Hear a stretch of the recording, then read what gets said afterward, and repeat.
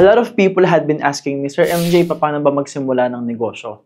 Wala akong puhunan or maliit lang yung puhunan ko. Estudyante ako, empleyado ako, o OFW ako, or maybe wala akong lakas ng loob. Either way, I'm gonna answer your question in this video. We're gonna talk about how to start your own business, regardless of the money that you have. Which means that kung marami kang pera, kung meron kang 6-digit, 7-digit pang simula ng negosyo, magagamit mo lahat ng ituturo ko dito. And if you don't have the money, that's more reasons for you to watch the whole video, or maybe re-watch the whole video over and over, take some notes, and start taking massive action right now, right away. Now, here's the catch. A lot of people cannot start their own business mainly because they are overthinking, they are overcomplicating things. Tinitingnan agad na yung pagyaman, mga bagay na technical, mga strategies and tools na hindi naman nila kayang gamitin, hindi naman nila kayang i-apply. And it's really good if you're watching a lot of videos. It's really good if you are reading books. But there are a lot of things in the books that we are reading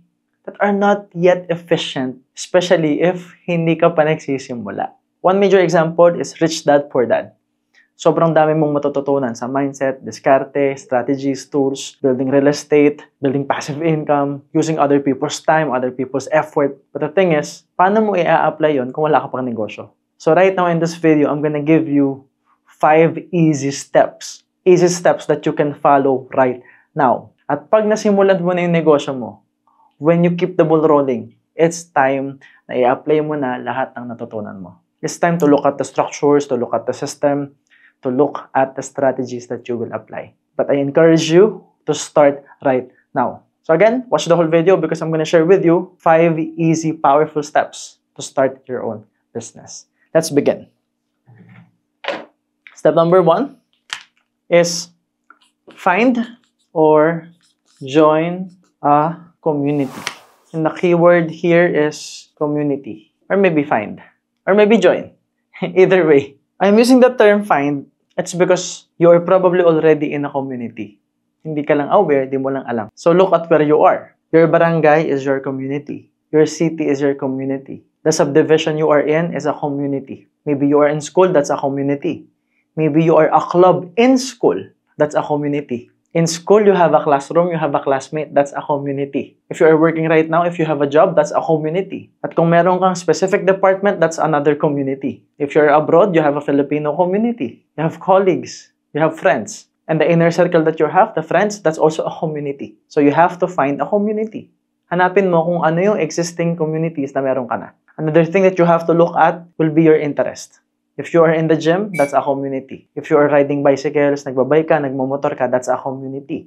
If you are driving cars, that's a community. If you have a specific brand in terms of your car, for example, Honda Civic community, Honda City community, Toyota Vios community, bawat kotse may sarili-sarili pang community yan. Porsche community, Mercedes-Benz community, Luxury Cars community, Cars and Coffee Manila. Either way, you have a community. If you have a pet, a specific pet. Hindi yung mukhang pet, ha? I'm talking about real pets. That's a community. Mahilig ka sa reptiles, mahilig ka sa spiders, mahilig ka sa ahas, or, again, hindi yung kapitbahay mo, ha? I'm talking about totoong ahas. That's a community, okay? You have interest, for example. If you have a specific interest, that's a community. If you like music, if you like TikTok, if you like creating videos, if you like motivation, that's another community. So you have to find a community that you are in. And find a community that you are already interested in. It's because it's easier to connect with people, to build rapport, if you are already interested in that specific community. Okay? Kasi ang mahirap sa atin, pinapahirapan natin yung sarili natin, di ba? You are making it hard for yourself. Mahirap na nga magbenta, mahirap na nga magnegosyo, nahihirapan ka na nga magsimula, tapos pahihirapan mo pa yung sarili mo. Doon ka sa madali sa'yo. Because our goal is to start. I'm not trying to make it easy because it's not easy. It will be easy once you started. It will be easy once sanay ka na. It will be easy once it is a habit. But you have to build habits. You have to build new patterns. You have to start. Okay? And you can start within the community that you are in. Or maybe join. Maybe baguhan ka pa lang, nagsisimula ka pa lang sa isang career, isang bagay, isang hobby, isang interest. Either way, if you are interested in that community, or maybe you are committed to grow, to learn, join a community. Okay? So that's step 1. And being part of a community will lead you to several things, no? Number one would be experiences, okay? You will get a lot of experience, no? New experience, or maybe an experience within that community. You will learn from other people as well. You will learn from them and learn about them. Learn about their lives. Maybe you have a dream job, a dream career, a dream life. Of course, per community, merong isa, dalawa, tatlo, 10 tao na sobrang yaman, na sobrang lupit, na sobrang confident, na pwedeng iduluhin mo. I'm talking about the top 1% of the community. And within that community, you can learn from them and learn about them. That way, it will be easier for you to decide about a new career path, about what you will do in your life, in your future. It's because you are seeing more people. Understand that business is not about the money, it's not about the products, it's about the people. Kasi kung yung people, yung mga tao, hindi bibilhin yung produkto mo, yung serbisyo mo, baliwala lahat. So you have to be good with people. Ang pagnenegosyo, dalawa lang yan, guys. You have to be good with money and good with people. Okay, good with money kasi pag nagkapera ka na sa pagbebenta sa people, you have to keep the money. You have to reinvest the money. You have to use the money to get more people so you can expand your business. So dalawa muna yan. Now, within the community, you're gonna experience, you're gonna learn, you're gonna build a relationship.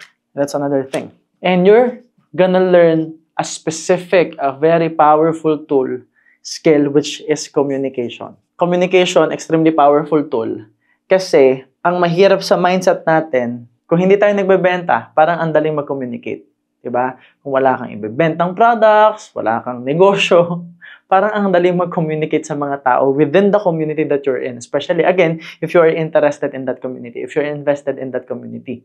And the problem is, pag may binibenta ka na, merong guilt sa'yo, merong kang nararamdaman na hindi okay, na parang kikita ka ng pera or whatever, na wala namang masamang kumita, pero again, the main reason why we cannot start our own business, nasa mindset pa rin natin yan.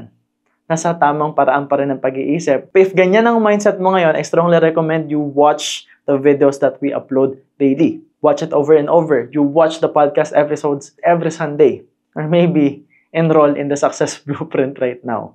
Kasi again, kahit paulit-ulit akong magbigay sa inyo ng diskarte, ng gagawin, ng step-by-step process, kung mali ang mindset mo, wala kang pundasyon sa success, wala kang pundasyon sa sarili mo, hindi mo rin siya magagawa. That is why kahit effective yung tinuturo or easy steps lang yung binibigay sa inyo, mahihirapan ka pa rin i-apply. Kaya kailangan mo talagang ayusin yung paraan ng pag-iisip mo. Okay? Kasi wala namang masamang magbenta, especially if you're gonna offer value to the marketplace. And that's step number 2. Since you are in a community already, what you're gonna do is to find their, here's the keyword, wants and needs. Okay? Hahanapin mo ano yung kailangan at gusto nila sa community. Because in every community, there's a goal. So for example, if you are in a motorcycle community, obviously, may mga kailangan sila, may mga goals sila, may mga needs sila. Helmets, tires, top box, accessories, ilaw, or stuff. Okay? Leather jackets, pamporma, pampapogi, sunblocks, no? Sunblocks, or yung mga mask, pang-mount ng cellphone, right? Either way, may wants and needs sila. Maybe upgrades, maybe you can offer them another motorcycle, you can buy and sell a motorcycle, you can sell them parts. Either way, meron silang wants and needs. If you are in a fitness community, like way back, ang nakikita kong hustle ng mga malalaki yung katawan. Sa gym, di ba, sila yung opinion leader. Sila yung leader ng community. Nakikita nila yung mga bata, nagsisimula magbuhat. Tapos, lagi nakatitig sa mga malalaki yung katawan, na ang lalakas magbuhat. Tapos, curious na curious sila. Ano gagawin ng mga leader? Ano yung gagawin ng mga opinion leader? O ofera ng amino acid ng inunguya, di ba? Tapos bebentahan nila. Hindi ko alam kung magkano yun ngayon. I think it's 5 pesos each. Basta, mura lang kasi yun, guys. No? Parang piso lang ata per tablet yun. Or less than if you buy it sa supplier. Pero binibenta yun, like 5 pesos each. Tapos munguyain yun. Tapos bebentahan nila ng whey protein na nabibili ng mura. Buti ngayon, nabibili na online eh. No? Online na lahat, mas mura. And that's what's happening right now. So kung ano yung need, pinaprovide lang. So either way, kailangan mahanap mo kung ano yung wants, ano yung needs. Diba? Sa isang gym, fitness community, may mga naghahanap dyan ng mga personal trainers. And may kanya-kanyang market. May mga tao na willing pumunta sa gym kasi maliit lang yung budget nila. So, murang membership, murang personal trainer. Merong mga ubod ng yaman, sobrang busy, ayaw na nilang umalis ng bahay. So, kailangan nila ng exclusive na personal trainer na pupunta sa bahay nila para mag-train. In my case, yan din yung hinahanap ko when it comes to boxing, when it comes to Muay Thai. Yung pupunta sa bahay, yung pupuntahan kami dito ng media team para i-train kami, para sa fitness namin. So that's value. That's what we want and what we need.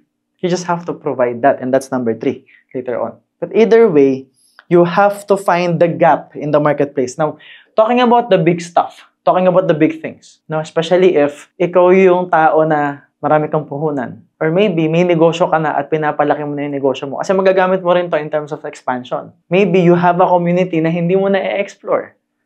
Maybe you have a community or maybe you can join a community within your business, within your interest, na hindi mo na i-explore na ang lawak pala ng market mo. You have to find the gap in the marketplace. Okay? You have to find the gap. Ibig sabihin yan, if this is the goal here, and the goal is basically solutions to the problems, okay? Solutions, convenience, yan yung goal, no? Convenience. Nandito rin yung wants and needs. Andito yung certainty, makakasigurado sila, and so on, okay? Andito sa marketplace, sa baba.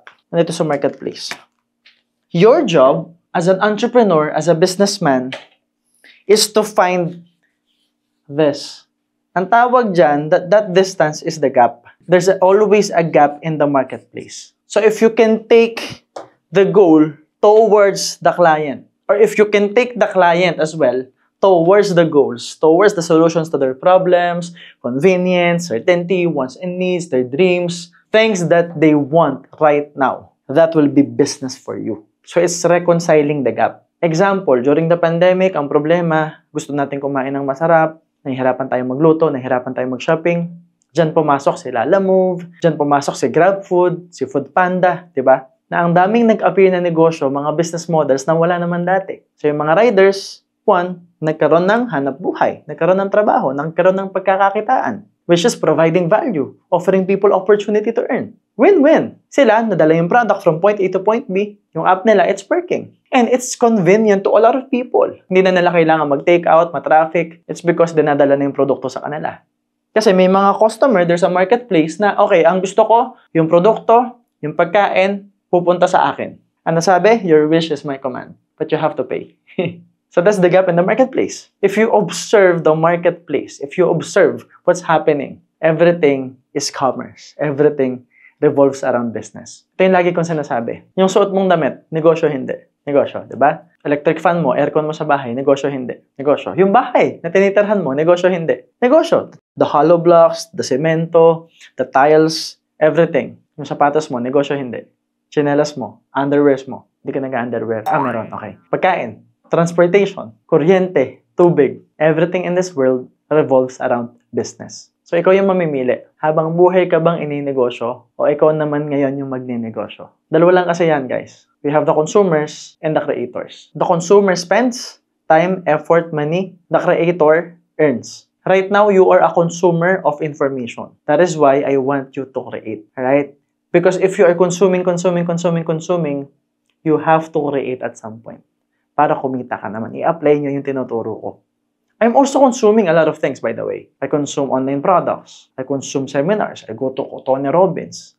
I'm actually going to Tony Robbins next month. And kahit wala po ako, magkakaroon po tayo ng upload daily. Ganyan po kami ka-committed.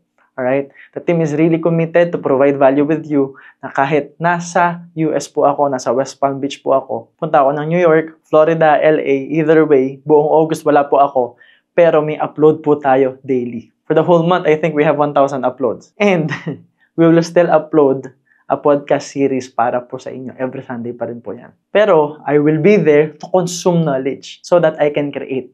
That's what I want you to do right now. You consume the knowledge that I'm sharing with you right now, and then you create the life that you want so that you can have the money and you can have financial freedom as well. Now, finding the gap in the marketplace. My business. The gap is, kailangan namin magkapera. Lubog na lubog kami sa utang, naghanap ng produkto, may sakit si Lola. Nakahanap kami ng solusyon sa sakit na Lola. Boom! Ang daming may sakit kagaya ni Lola. Nagbenta kami ng malunggay. Ngayon, nakapagtayo kami ng manufacturing. Tapos nagkaroon kami ng mga real estate. Ako naman, hinandle ko yung ibang negosyo, yung Divisoria Products. Natuto ko ng inventory, product placement, handling employees, handling taxes, handling bills, handling the basics in the business, handling people. Sa dalawang negosyo namin, traditional business and network marketing, natuto ako ng sobrang dami. Natuto ako ng leadership through experience. And from there, naging consultant, naging speaker, naging creator. That is why you are watching my videos right now. Another gap in the marketplace. Ang goal ng mga tao, yumaman, maging successful, magbago yung buhay nila, mag-grow as a person, pero naghahanap sila ng shortcut, lagi silang naloloko, lagi silang nauuto, naghahanap sila ng mabilis ang success, tapos puro strategies yung inaaral nila without the foundation for success. There's a gap, kaya hindi makarating. So, aral sila ng aral dito, hindi makaalis kasi there's a gap. And the gap is success blueprint. They don't have a blueprint for success. They don't have personal development. They don't know their own patterns. They don't know who they are. They don't have awareness. They don't have clarity. So I started a really affordable course, and ngayon, we are creating massive results, as in massive results. Imagine there's a follower that I have, taon na siyang nanonood, to the point na from vlog 1 hanggang present, kabisado niya lahat. Yes, she is moving forward. Yes, she is taking massive action. She is earning money. Pero nag-u-Uber sila daily. May mga problema pa rin. Hindi pa rin perfect. So imagine nyo to she is consuming a lot of my content already. Plus, she is applying it in her life and she is moving forward. Don't get me wrong. Pero when she enrolled, it's extremely affordable by the way. When she enrolled, in just 1 month, nakabili ng isang kotse. Kasi nga, nasa abroad siya, ayaw niya mag-Uber. Napapagod na sila mag-Uber. Second month, pangalawang kotse, para naman sa husband niya. Para sa partner niya. Third month, meron na siyang sariling negosyo. So from network marketing, network marketer pa rin siya sa ibang company. By the way, ibig sabihin, kahit network marketer ka, you can learn from me. That's the purpose of Success Blueprint. Para kahit nasa ibang network marketing ka, you can still learn from me. You can still listen to me. Kahit hindi ka mag-join sa company ko. Yun yung power nito. So anong nangyari? May sarili pa siyang negosyo. Times 3 pa yung income niya ngayon. So that's a gap. Ibig sabihin, if you can reconcile that gap, that's business for you. Okay? And that's the key. Finding it. Obviously, number 3 is providing. Provide what they, keyword is want and need. Ang key dito is finding the gap. Finding the wants and needs. Pag nahanap mo na, ang hahanapin mo yung solusyon na, which will be the product that you have. If you already have the product, iba yung mangyayari, iba yung sistema dito. If you already have the product, you find people who needs and wants your product. Okay? Pero in this process, wala ka pa kasing produkto, nagsisimula ka pa lang. So, maghanap ka muna ng community. Base sa marketplace, sa kailangan at gusto nila, doon ka mag-o-offer ng products. And then, you get to explore a lot of products, you get to explore a lot of services. Doon mo mahahanap yung sarili mo na, teka, this is what I wanna do. I wanna help people, or I want this product, I want this specific service na may offer ko sa mga tao. It's simply around finding what they want and what they need. So, it's simply community, find their wants and needs, and then provide it. And that's value. That's win-win. Kasi natulungan mo sila na makuha yung goals nila, makuha yung dreams nila, magkaroon ng certainty. And if you are sure that your product can actually help them, or you're gonna find the product you can offer to them para meron silang convenience, that's reconciling the gap. So if you find the gap in the marketplace, that's business for you. Ito yung lagi kong sinasabi na in every crisis, there's always an opportunity. Mali sa mga tao, if there's a crisis, we focus on the victim story, hinahanap natin sino may kasalanan, ano yung mali dito, instead of looking for opportunities na, teka, paano ako makakabangon at paano ako tutulong sa ibang tao na makabangon sila from their crisis? Kasi kung natulungan ko sila, that's business for me. I'm gonna earn from that. I'm gonna learn, grow, and earn from that situation. Again, para yumaman ka, para makapagnegosyo ka, is always serving people, having integrity, and providing value.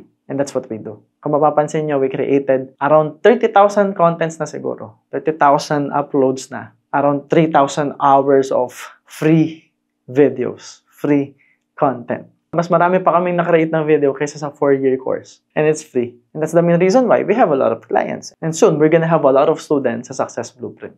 Because we are creating value for people. And that's what I want you to do. Just create value. Number 4, build relationship within the community. Okay? So, ang relationship, saan i-build? Dito.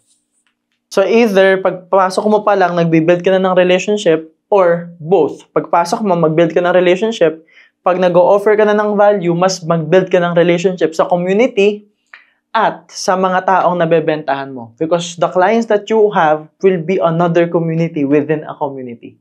Kasi you will have a community of people who are already in that community that are already your customers. Ang tawag dyan, client acquisition. but you have to build relationship with your clients. Of course, if makapal talaga mukha mo, magaling ka sa rapport, magaling kang mag-build ng relationship, if you can actually connect with the leader of the community, or maybe you are the leader of the community. Kaya nga, pwede rin ditong build your own community eh. Diba? Pag meron ka ng products, alam mong effective na. Kasi ang maganda dito sa process na to, pag nahanap mo yung community, nahanap mo yung wants and needs nila na i-provide mo, at maganda yung service mo, maganda yung products mo, maraming positive feedback, magkakaroon ka na ngayon ng tinatawag na credibility. So now, if you are credible as a person, you are credible as an entrepreneur, you can build your own community consisting of your customers. That's client acquisition. Okay? The thing is, you can also build relationship with the leader of the community. Kasi pag nakuha mo yung leader, automatic damay-damay na yan lahat. Diyan napapasok yung negotiation skills mo. And step number 5, the most important, because this is about sustainability, it's kulay-pula yan para may emphasis guys ha. Reinvest your money. Saan mo i-reinvest yung pera mo? Okay? Pag-usapan na natin yung mga investments. When you invest, ang pinakauna mong paglalagyan ng pera is actually yourself. A lot of people, dito sila nagkakamali. Right? Ang pinakauna, ikaw. Pangalawa, your business. Yes, tama yun, no? The money goes back to the business. Pero dapat, pag kumikita ka na, maglagay ka ng pera mo sa'yo. I'm not talking about luxuries. I'm talking about the things that will make you happy, that will give you experiences, and that will help you grow as a person. Yung makakatulong sa'yo mag-grow ka. Because again, if this is you, this is your business, pag nag-grow yung business at hindi ka nag-grow, kahit lagay ka ng pera dyan at hindi ka natututo, hindi ka nag-grow as a person, babagsak at babagsak ang negosyo mo. Okay? If you are earning a lot of money at hindi ka natuto, mauubos at mauubos yung pera mo. Sabi nga ni Jim Rohn, diba? Income does not far exceed personal development. Kaya nga may mga empleyado na merong 15,000 ng sweldo, 30,000 ng sweldo, 100,000 ng sweldo, pero lahat ang buhay nandito. Bakit? Kasi hindi nag-grow.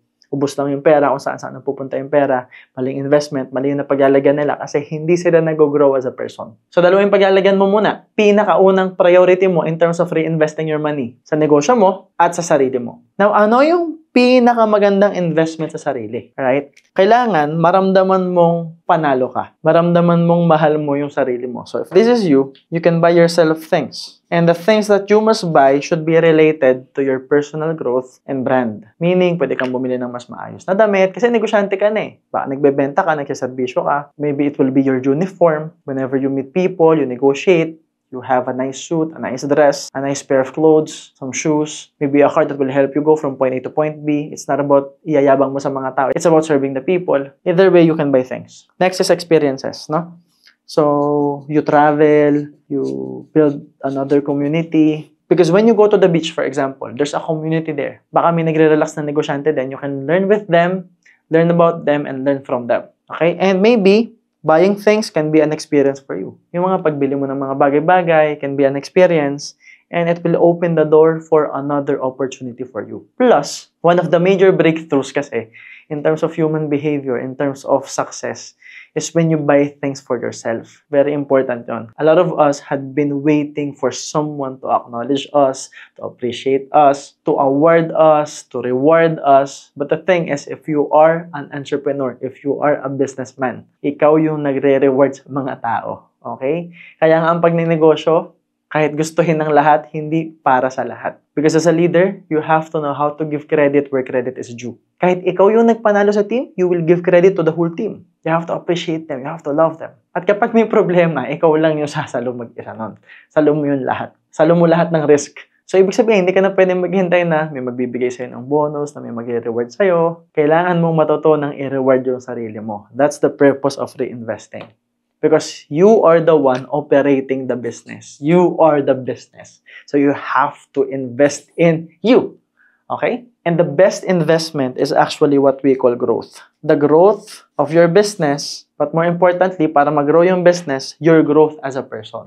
Right? There are a lot of courses, a lot of books that you can try. But right now, especially nagsisimula ka pa lang, or maybe hanggang ngayon, hindi mo mahanap yung gap, hindi mo mahanap bakit ka pa hindi maka-move forward. Dalawa kasi yun nagsisimula ka pa lang, or try ka na ng try ng mga programs, training, seminars, pero nothing seems to work.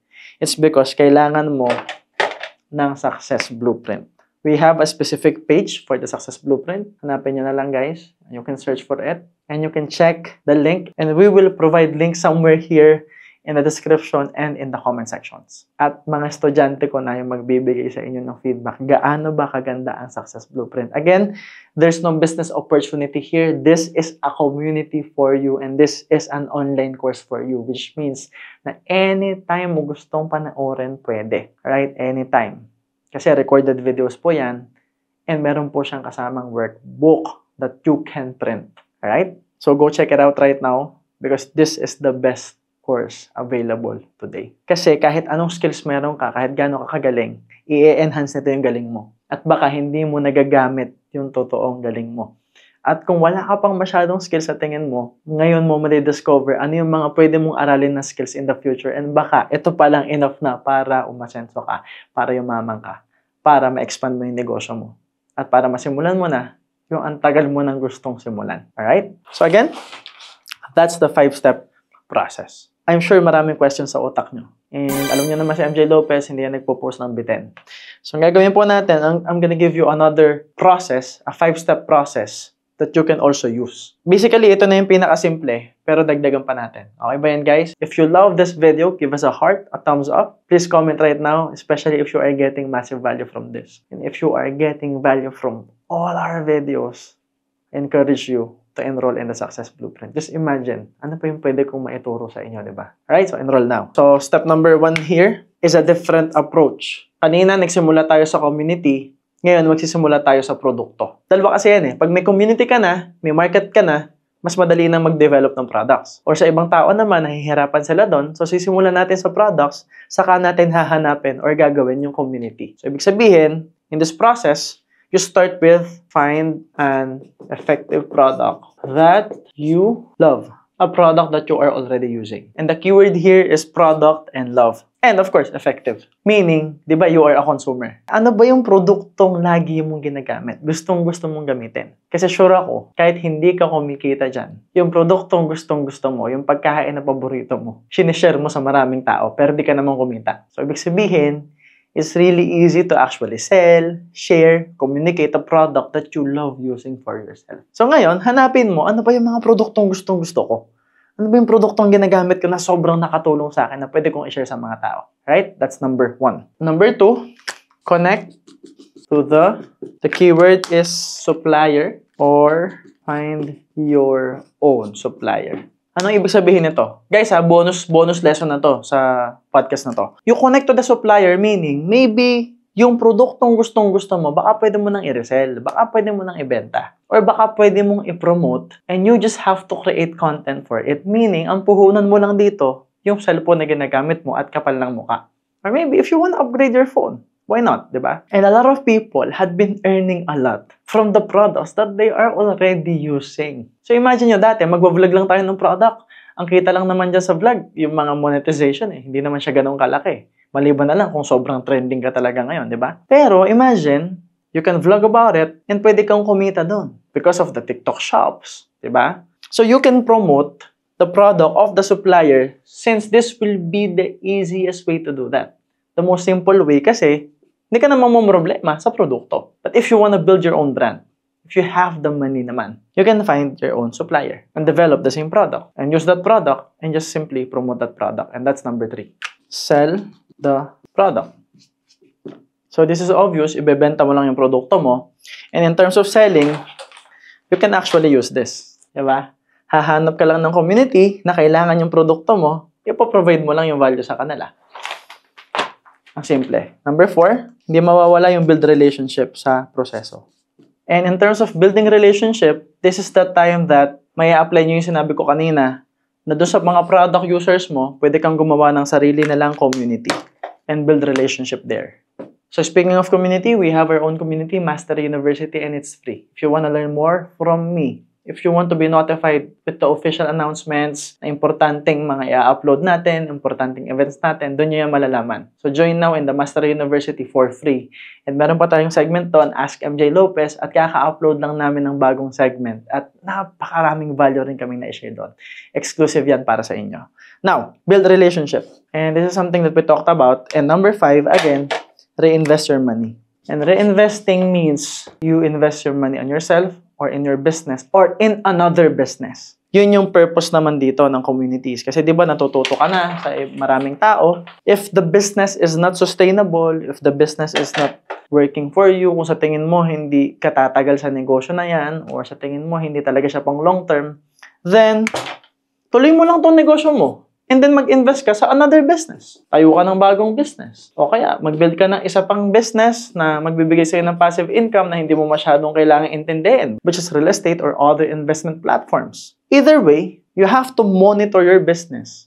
You have to know what's working for you so that, okay, ito, kumikita ako dito, pero I think I want this because it's my passion. Eh, di tuloy mo to kasi diyan ako kumikita. Then start your business from your passion, a passion project, and you want to expand. O di passive income. Pero tandaan nyo lang walang yumayaman sa multiple sources of income. Okay? Ang multiple sources of income, para po yan sa sustainability. So you can keep the money.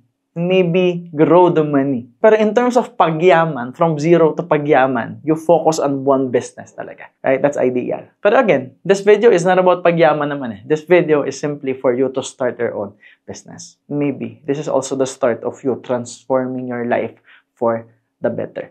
How do you do that? You start right now, you follow the 5-step process na na-share ko sa inyo, at mag-invest ka sa sarili mo. Because I'm here to tell you, habang ginagawa mo to, habang nanonood ka ng video na to, or pagkatapos mong panoorin itong video na to, you can start investing in yourself right now.